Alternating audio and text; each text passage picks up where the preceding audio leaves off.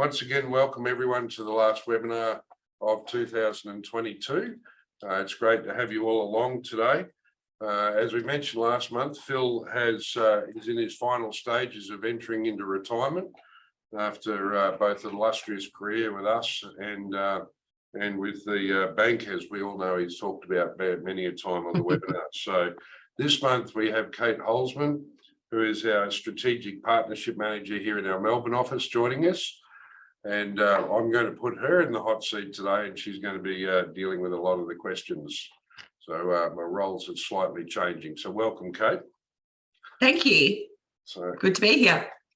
Before we get stuck into today's topic, which is going to be a focus on what's going on in debt recovery action, what business owners can do to protect their businesses and their personal assets in the year ahead, and running through that with a couple of real life examples. Just in terms of current updates, that there really isn't a lot that's changed in the last month in terms of what's happening in insolvency. We have seen a little bit of an increase in the ATO in the courts.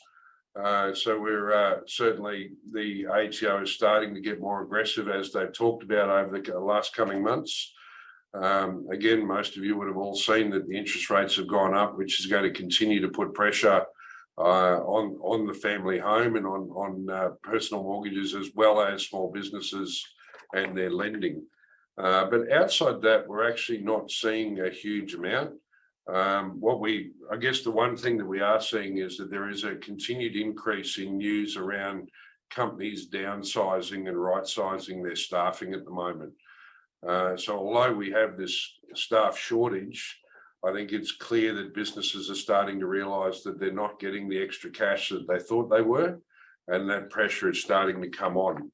And unfortunately, what that will mean, as we often see most years, is that there will be businesses that will be making calls to their advisors going, I don't know how I'm going to pay my staff wages.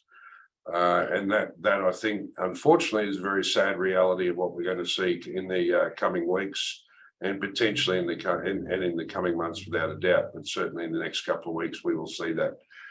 But they're just a little bit of the updates. As I say, there's not a lot of change in the marketplace.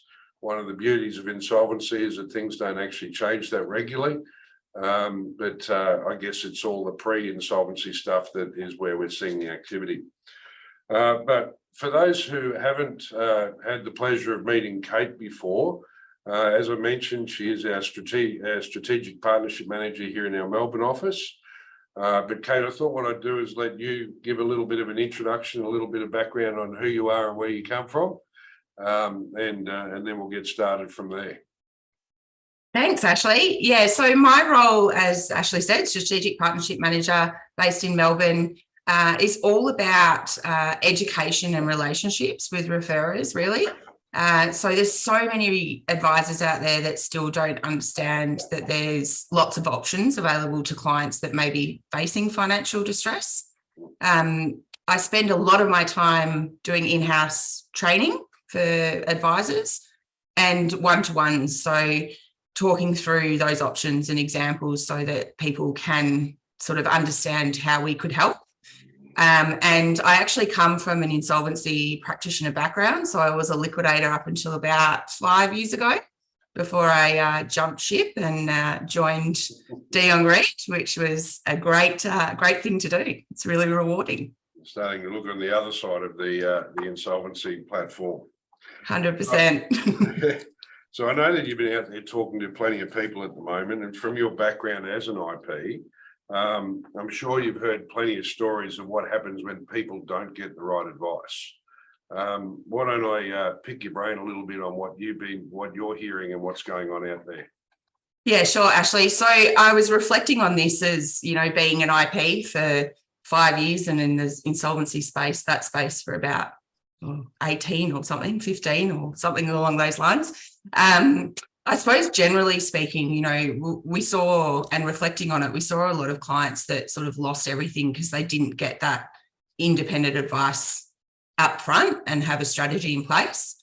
There's still a lot of advisors that think, the only option is to appoint a liquidator, and that's not the only option. As we know, And we try to, explain to advisors. So when a liquidator is appointed, sometimes the assets are, well, all the time, the assets are sold for less value and the business pretty much ceases to trade. If reflecting on that, if people had the independent advice, maybe they could have restructured the business or continued to trade. So just generally speaking, it's, it's opened up my eyes as well on this side that there are lots of options for clients. Only last week, actually, we had a call from a lady who'd put herself into bankruptcy. The debt was about $40,000. Doesn't sound like a lot, but for her, it was, massive. She couldn't get on top of it. And the problem was, though, that at the time she still had a house. It had no equity in it at that time. But we all know that property prices are rising, and 4 years on, there's, equity in the property, and the bankruptcy trustee is actually looking to take possession of that property now. The interesting thing about that, though, is that she's not bankrupt anymore. She's actually out of her bankruptcy. Wow, so she's no longer bankrupt, but they're still attacking the house. That is correct. So the trustee actually has about 6 years to deal with that property. So but they don't need to stay in the bankruptcy for them to still have that power. So they can let her out. She thought she was free and clear. Because I know a little bit about this file, and she thought she was free and clear. And then 4 months later, the regulator actually sent it to a private trustee. Yeah, that's correct. And the problem with that is that private trustees, with all due respect to them, haven't had a lot of work lately. So now they've got an opportunity to get some money out of the house. And I know in this case, they're actually looking to try and take possession before Christmas. So it's, it's unfortunately pretty scary. And I think and that's a classic example of someone who didn't really get a real understanding of what they were doing. They just thought it was solving the problem today and not looking at the future and the impacts of the future. So, and that's one thing that, Phil and I and yourself are often trying to educate people on, is that there's dealing with the situation today, but also looking at the impact long term and making sure that you set your strategies and plans around the future of what you're actually trying to achieve. And I think that that's critically important. And in a case like that, you have the ability to actually buy the future equity in the home. Their husband could have bought the equity in the family home at the time of going bankrupt. So even though it's not a lot of debt for her, it was insurmountable in her mind. But now what's going to happen is it's actually going to cost her 3 times as much. The 40 grand has now got interest accrued on it over the 4 years, so everyone's going to want a bigger share and a bigger cut. And this 40 grand issue 4 years ago is now going to cost her nearly $100,000, we think. It's unfortunately a very sad one just before Christmas. Yeah, for sure. So again, the simple thing is, and listening to everyone who listens to us knows that I'm going to say this 100 times today, but if anyone's in a position where they're not sure what they should do, get that independent advice. Make sure that you're getting the correct advice for your clients. It may just be a phone call to one of our strategist team that says, no, don't do it because of blah, blah, blah. And then you look at other options. But Kate, when you're out talking to our referrer network and out there on the road, hearing what the state, what is the state of play that you're hearing from everyone? Because it's always interesting to hear what everyone else is hearing rather than what we're seeing. Yeah, so it's interesting. The standard comment that I'm getting is, everything seems to be okay. Things aren't too bad. Yep. I from talking to referrers, advisors, they're all under the pump. We know that they're getting hammered by left, right, and centre to get things done. But when I do talk to them, they all seem to know someone that may be in a bit of trouble, but they're probably living in a bit of hope or don't want to admit it right now. So they're sort of, hanging on a bit, which is a shame, because the more time we have, the strategists can put together a really good strategy. So more time is always better, right? Personally, I wish that businesses use that hope that they've got to fix things now rather than waiting for real pressure to come. You know, get it all together now, rather than someone sort of knocking on their door. The other thing that I'm hearing a lot of is that people want to get out. They're tired and they're done. Could I just go back to a point you mentioned there, that using hope the right way? That's a really interesting comment to make. So do you want to expand on that? Sure. So probably the easiest way is to just run through a quick little example, Ashley. So we've got a client at the moment that was referred to us by a commercial lending broker. Over the last 4 or so months, they've been borrowing to pay down ATO debt that built up during COVID. The business is really solid, but as people would know, lockdowns, fuel prices, the reduced excise rebate has really hurt this client. And they actually only ended up on our desk because the commercial broker just could not get any more money for them. And there was a winding up application on foot. Oh, okay, wind up application. We haven't seen a lot of those of late. They used to be a primary reason why we get a phone call, but there haven't been many of those so far. Yeah, we're not seeing many at all, but they are starting to sort of ramp that up now. It is starting to happen. And this client actually had plenty of opportunities to deal with the issue before that wind up came. So they had received a director penalty notice and borrowed more money to deal with it, but it wasn't enough. They then received a creditor's stat demand, borrowed more money against assets, but it still wasn't enough.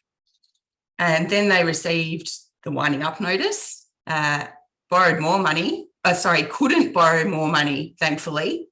They tried to, but they couldn't get it. So I guess that hope and belief in this business is there, but I think that it was actually used the wrong way, that hope and belief.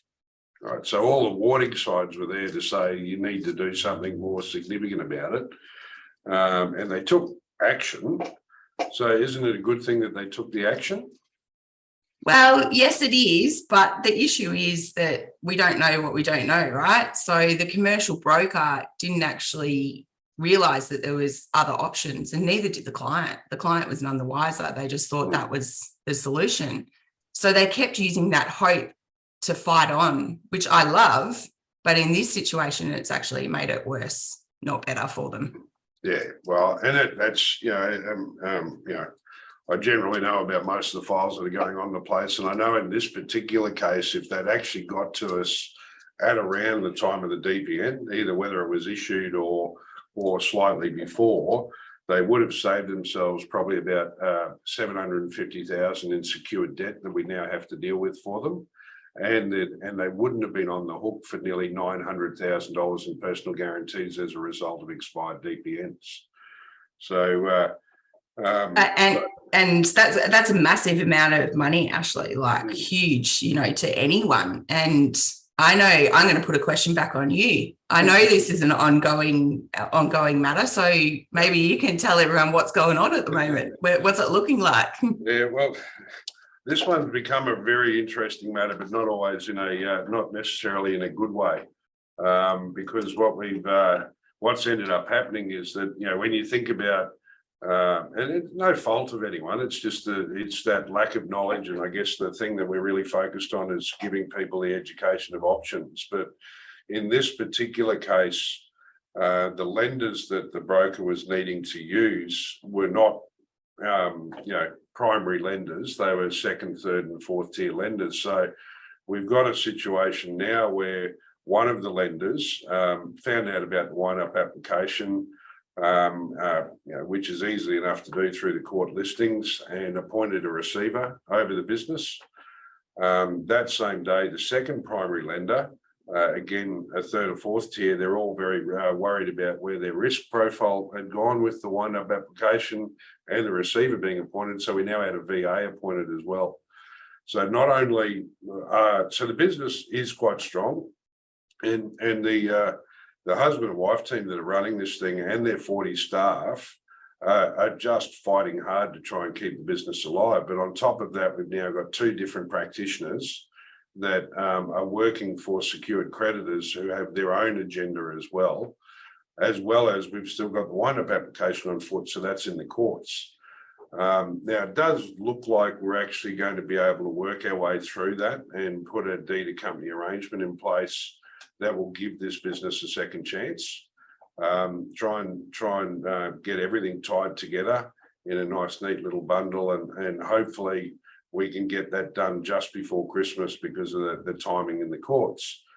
But there's so many things, and now we've got receivers fees, we've got VA fees, we've got court costs all on top of it, all of which I believe that if these clients had known of the options available to them 5 months ago, would have been, this company would have been cleaned up and sorted out, and they would be moving forward into the Christmas period, making a lot of money rather than having to give it to everyone else and sundry. So both sad and great at the same time. And I think one of my big fears that we're seeing a lot of, and a lot of the conversations I'm having, as well as I know you are, is that people are going, oh, well, we've got a payment plan in place, or, we're going to be able to borrow some money. And I think last month I was talking about that there's been over 100 million, I can't remember now. A very, very big number has been drawn out of people's homes to either go into their own spending or into supporting their small businesses. And that's exactly what happened here. They borrowed so much money to try and keep the business alive that now they're actually put the business more at risk than what they would have been if they'd looked at more serious options earlier. So I think, for me, if any client is borrowing money to pay ATO or other debtors, or they're going into payment plans, they need to be looking at that second choice of options now, just as a backup plan. Doesn't mean they need to go insolvent, but they need to look at those things. But look, well, that's just me getting up on my little mantle a little bit, I guess. But there are certainly, we're seeing a lot of that at the moment. And what scares me is the impact that that's going to have into next year. Kate, you also mentioned that one of the things that you were hearing a lot about was that people are just wanting to get out. Now, that's an interesting one that I've talked about, but can I get you to expand on what you're hearing on that front? Yeah, sure. So I've had lots of conversations regarding clients that have just really had enough, and they either want to sell or just get out of their business. They've been fighting so long. The last 3 years have been tougher than ever. And they've been fighting so long that it's almost got to the point for some people that they're ready to retire. So they just can't see a way forward. And thinking that getting out and getting a job might be also an option, for some people.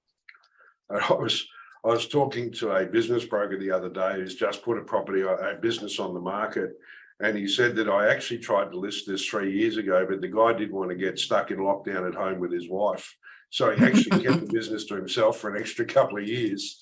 Now he's got to sell it. But for people who are in that mindset, what are the options that are available to them? Yeah, so it depends on the scenario, obviously, but if the business is solvent, then there could be a benefit of doing a solvent liquidation, which is called a members voluntary liquidation. Yep. Or another option might be an orderly shutdown of the business. So sell the assets and then liquidate if there's still debt left over. Yep. Another option might be that the business is actually saleable. So prepare it, put it on the market, sell the business for a going concern, and then deal with any leftover debt, if there is any. Right.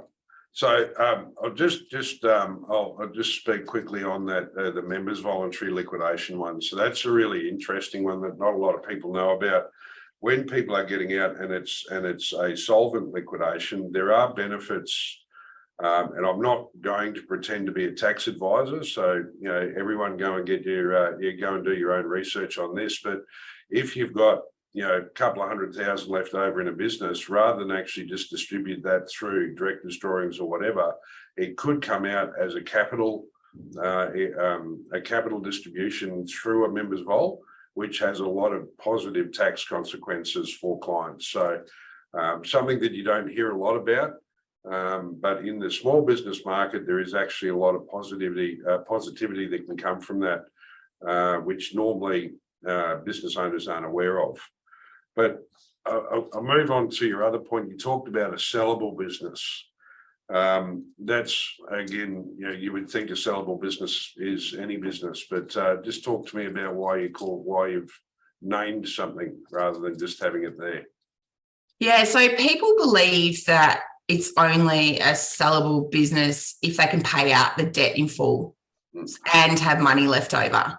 So they've got some money to put in their pocket, or at least they're paying it, for the value. A lot of small business owners have their business is their super, so they want the value of the business to be their super, and sometimes that's not actually the reasonable or the actual value of a business. So most businesses have some sort of value, but it doesn't always match up with what the liabilities are in that business. So I think people think it can't be sold unless they can get the money that matches the liability amount owing. Right. So why don't just expand on that a little bit further? I mean, you and I both know what that means, but just expand on that a little bit. Sure. So we've actually got a live, example happening at the moment. One of the team in our Queensland office is working with a client, cafe restaurant. The business was actually valued, and the saleable value came in at $240,000. The liabilities, though, were about $500,000. So the client actually thought, I can't do anything. If they did nothing, that debt would probably accumulate, and then they'd end up in liquidation. And we know, as I said earlier, that, liquidated value of an asset is less. So they probably only get about 50 grand. So the client thought, well, the debt's higher, so it couldn't be sold. But that's actually not the case. So we worked with the business broker to get a sale away, and we actually got $265,000, or the business was sold for $265,000 in the end. Yeah, so slightly higher than the value, which is always good. And then the funds have to be distributed in the correct way. But there was leftover debt, as I said. So then the company needed to be liquidated to deal with the rest of that debt. Right. So effectively, the team were able to turn a perceived unsellable business back into a sellable business, so that they could actually, get out as cleanly as they possibly could. So it's So, but surely, and I say this a little bit tongue in cheek because this is a comment that I get a lot, but surely the directors would have had to deal with the rest of that debt. So yes and no, depending on the situation, obviously. So it depends on the personal position that's happening there as well, which our strategists always look at. So if there was personal guarantees attached to those creditors, yes, there would be some further, strategy that needed to be put in place around that to deal with it.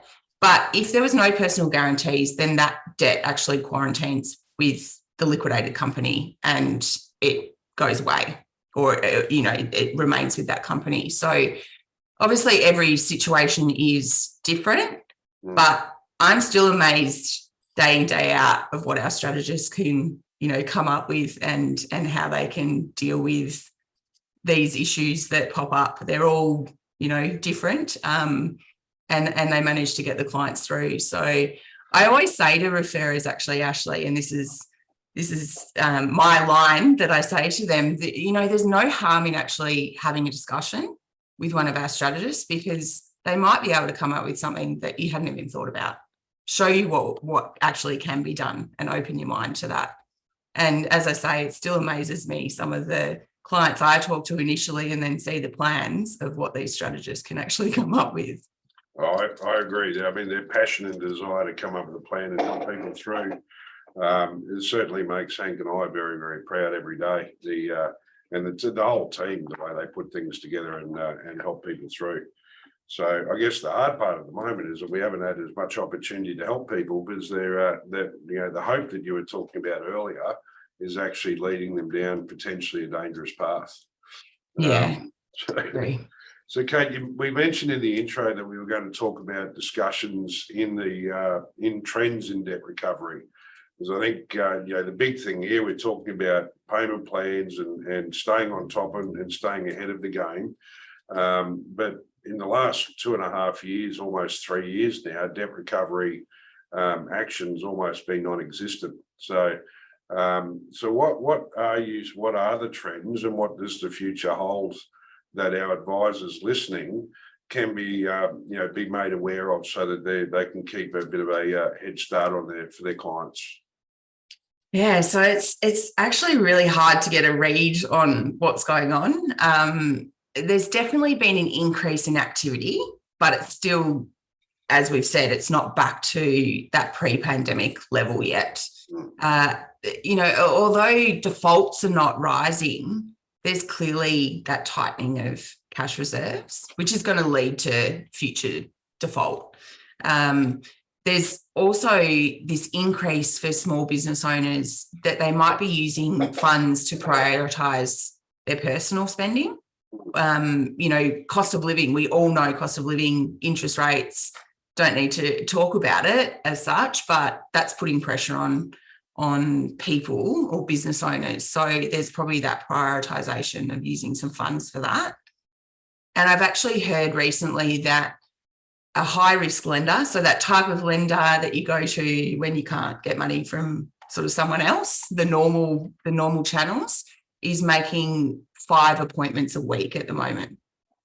Well, that's it might 5 doesn't sound a lot in a business community of 15 million businesses out there, but that's a fairly significant jump from what we have seen when it was almost 5 a year.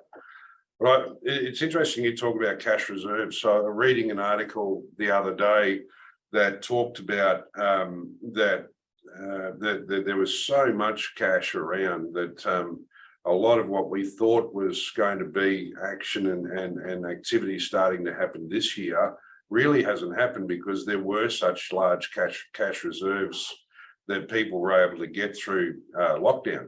With reductions in rent, reduction in staffing, people working from home. There's so many businesses now that don't even have office space that they were able to actually save a lot of money through COVID and actually held a lot more in their stead. So they've been using that up to keep things normal. But in the article, they're talking about what credit managers are seeing, and they're seeing now that those things are starting to not be there. They're starting to blow out. And the article, like you mentioned, is also talking about how there's a real fear amongst credit managers in the small and micro business market that they're going to start prioritising money to fund their mortgages, feeding their family, rather than paying some of their creditors. So there's if that perceived risk starts kicking in, then we're going to see credit managers actually going to take a more aggressive approach moving forward to try and protect their position. So it's an interesting time ahead, but as you say, it's not happening in a hurry. But I think people need to be aware that these things are starting to kick into play.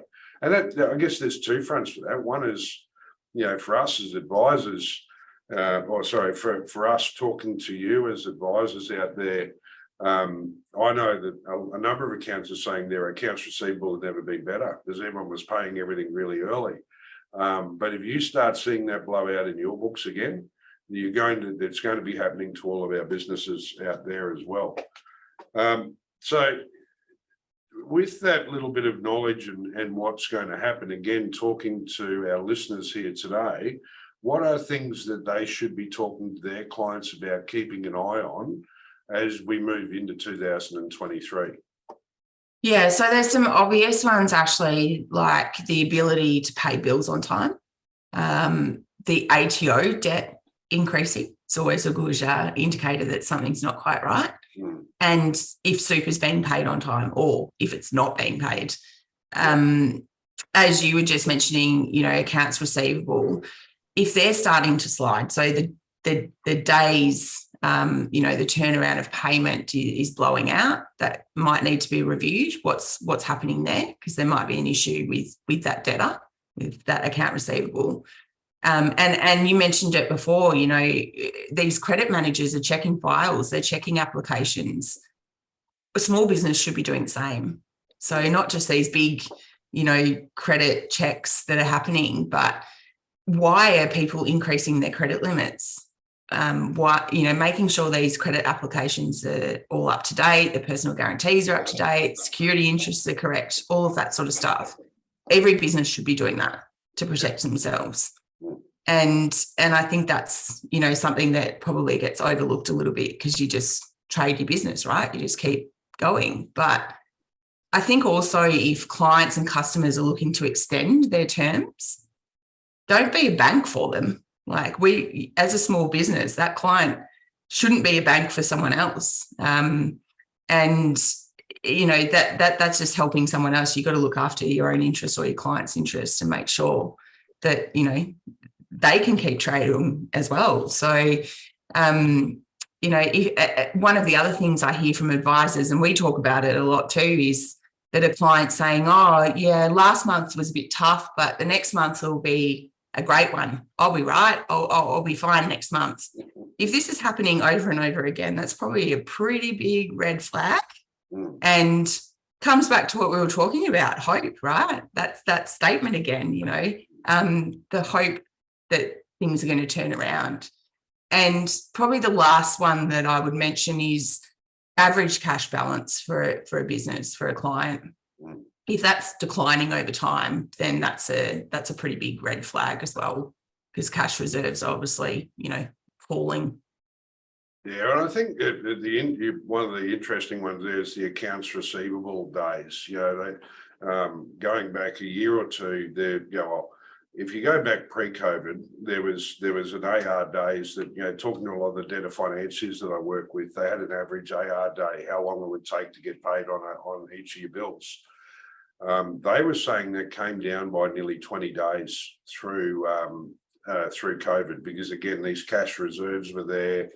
People were paying their bills earlier. There was a bit of Australian pride about wanting to help everyone, so you paid everything a bit earlier. But what we're hearing now is that they're blowing out again. So they've gone back and moving beyond where they were pre-COVID. So for small and micro businesses, most of them wouldn't even know that there would be a KPI around AR. But to me, that's a really good sign. If that starts blowing out, that's going to put such cash flow significant pressure on small businesses. So that if you go from a 70-day cycle and it's pushing out to 80 or 90, or even beyond in a lot of cases on average, then that should be a red flag that, you know, to me, that's one of the big ones that people should have. But, you know, all of your other points there are great. And I reckon if we open up the questions to the audience, they'd probably have 100 other points that people can raise as good things to keep an eye on for businesses. So there's no shortage of it out there. The client, and I guess the clients aren't looking. We're not saying that all clients it's going to be devastation next year or anything like that, really, are we? We're just, maybe clients are looking good, but they need to be aware of what can happen to everyone around them. Yeah, that's right. So, I mean, good businesses with good plans can still get caught out. And in this environment, I actually don't think that there will be a business in Australia that won't be impacted by insolvencies next year. That's a big call. It is a big call, but let me be clear on it. So I'm not saying every business is going to become insolvent. What I'm saying is that I think every business will be impacted in some way. So, for example, your customer goes under and leaves you then with a bad debt.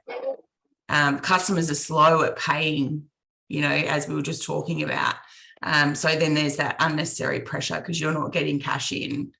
A supplier might go down and then you don't have the supply to then produce your product or service on time, which is going to put then the pressure on that whole supply chain We've seen supply chain issues already, you know, during COVID and the delay in things coming in from overseas and all that sort of stuff. So that's already happening. That's already a pressure there.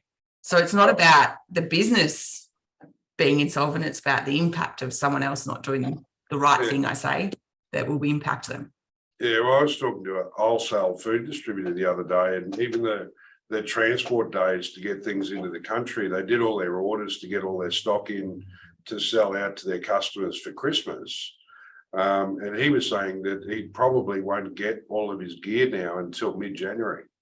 So he's going to be left, and he's got some perishable stuff that he's ordered in, you know, enormous amounts of cheese, in fact. And he was saying, I'm probably going to get that in January. And my major sales cycle is in December for that. So he goes, I don't even know what I'm going to do with it. So I'm going to get in all this extra cheese that I normally sell in December. I'm not going to get it till January, and I don't know how I'm going to sell it. So I could end up having to throw it away. Now, that in itself, great business, but his numbers roughly, that was about 20 million worth of sales that he may not have, never alone the losses he's going to get because of the late arrival. So, and not for not his fault, right, Ashley? You know, if you could pretend to say that it was his fault that he didn't know he needed an extra month to get it in, but you know, a lot of these times we don't know about it until it's too late, isn't it? So so really, really interesting times ahead. So, and all of that is, you know, like you haven't even mentioned things like we've still got the staffing issues that, you know, particularly in the industries that we're talking to with accountants and solicitors, everyone's talking about staffing issues. You know, pricing is going through the roof, which is putting cost pressures on businesses, and weather impacts, which, you know, we've seen more of this year than we've seen anywhere else. Like you know, even getting supply over from the west or to the west was when we had one train line in flood, and then we had another train derailment for about 3 weeks there, or 4 weeks. They weren't even able to use a train to get goods from one side of the country to the other. So it creates, there's so many things that can happen to a business that have got nothing to do with the business owner.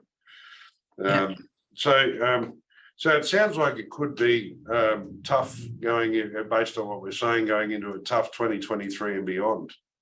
Yeah, so you know, but neither of us are negative people. We don't want to be that negative Nancy, but I do think that there will be pressures for business owners. But I also think there's, you know, huge opportunities moving forward, but it's better to be pre-warned or forewarned and prepared for what might happen. And if you know that now, you're in a better position. Yeah, well, I mean, I certainly know that you're the last person that I'd ever call a negative Nancy or playing on the negative side of things. But so on that front, though, if we're talking about the positive side, what is it that our listeners can be talking to their clients about to help protect them and to help guide them through, you know, these unknown and known risks that are coming forward? Yeah, so we talked about it. I mentioned it previously, but indicators like the accounts receivable. So putting some indicators in place and looking at what's happening, and for accounts payable and for the average cash balances as well. Yeah. Structurally, though, if the business did come under pressure, are assets protected? So not just business assets, but personal assets as well. Are they protected? And if they are a client that's living in hope that maybe it is time to get someone, us, involved to have a chat, potentially prepare that plan B restructure. Yep. And so plan B restructure. Now, what's your version of a plan B restructure?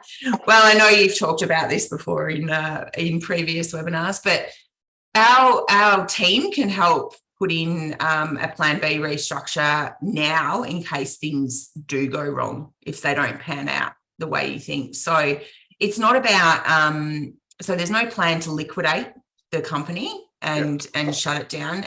It's just about being on the front foot.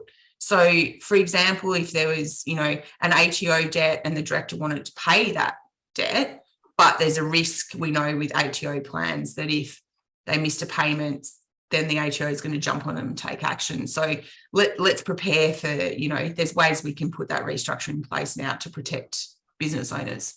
Yeah, and I think a couple of months ago, Phil and I talked about a case study where the client went into a payment plan, and then we did the restructure to move the assets and the business into a fresh entity. But we didn't liquidate the old one because under the sale agreement, we're able to keep having money go back, which he could use to pay the ATO. But he had a risk of a client that he was a bit scared of was going to fall over, and that was 50% of his debtor ledger was this one client. So he wanted to be protected, but at this stage he's still paying the ATO. And I think that's, for me, as an Australian taxpayer, I love that everyone wants to pay their tax. So if people enter into a payment plan or they borrow money to pay the ATO, that's absolutely that's the hope thing. That's what everyone wants to do, is do the right thing and do it the right way. But if they enter into a payment plan or they're borrowing money, I think it's almost imperative that they have a plan B in place in case that doesn't quite work out. Because in the last 3 months, we've had a number of clients come to us who entered into payment plans. They've defaulted on those payment plans, and then the pressure has come. But if they took that same trigger of entering into a payment plan and getting a plan B restructure in place, they're more likely to be protected if things don't work out. If it does, it's just asset protection. And asset protection. No harm done, hey? Yeah. No harm done. It's a good insurance policy. Yeah. But what I think we're going to see, and what the message I guess we're trying to get across is that you're better to be safe than sorry. And please, for everyone listening, pick up the phone, have a chat about a scenario. If a client goes into a payment plan or wants one, then also talk to us and say, what are the options available for a client like this? So I think that pretty much wraps everything up that I wanted to cover off with you today, Kate. So